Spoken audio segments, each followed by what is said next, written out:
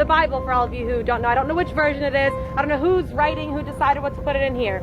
John, we'll read John 1:17, 18. Do you know this one? I'll read what it says here. It says, no one has ever seen God, but God is the one and only who is at the Father's side has made him known. Right here, it says, no one has ever seen God, okay? Mm-hmm. You believe that? You take that? You want to read it? That's your book. This is what you take. You bet. Right here, same chapter, John 5:19. Right. Jesus, it says here, Jesus gave them this answer. I tell you the truth, the Son can do nothing by himself. He can do only what he sees his Father doing. No one sees, he only does what he sees. Internal contradiction. So then this book has internal contradictions. Can we agree on that? Oh, you don't say yes or no answers. What do you say about this internal contradiction? One of the basic principles of interpreting any book is you have to read in context. And obviously, when you read John chapter 1, the main point is Jesus is God in human form. He begins. Ma'am, am I allowed to answer you or not? But you're not making sense. You say the same well, thing then why are you wasting your time standing here talking to me if I'm not making sense? Because look at all these people here who have questions. There's Fine, then why don't you let me go on to other people?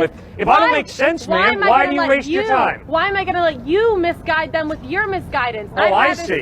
So you have to sort of be a parasite who comes in here and just feeds off the people who are listening to talk? Absolutely, why not? You've already made a fool of yourself here anyways. Why, that's pretty sad. Why can't you just be open and honest and have an honest dialogue? Let me explain this. Yep, okay. Explain this.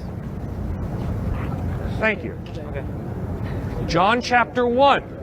John begins with the words, in the beginning was the Word, and the Word was with God, and the Word was God. Crystal clearly, John 1:1 is stating the deity of Christ. The word there is Christ. The Greek word is logos. Obviously, by reading John 1, you know he's talking about Christ. Obviously, he's hearkening right back to Genesis chapter 1, verse 1, which says, in the beginning, God created the heavens and the earth. John is taking that and putting it in Greek.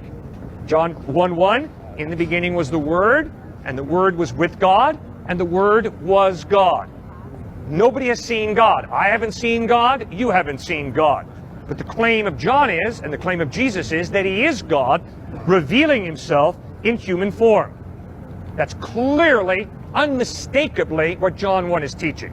And you don't have to have a PhD in New Testament. Just read it yourself, and you'll figure that out. It's both John. I didn't flip to even a different chapter. It's 2 pages away. Both John saying, one saying no one sees God, the other one saying Jesus sees God. Is it saying Jesus sees himself? Is this something that everyone who reads the Bible that's exactly right. Jesus is claiming to be God, revealing himself in human form. That's his claim. And he sees himself. No, you're not God. Why would John write that? You're not God. Yeah.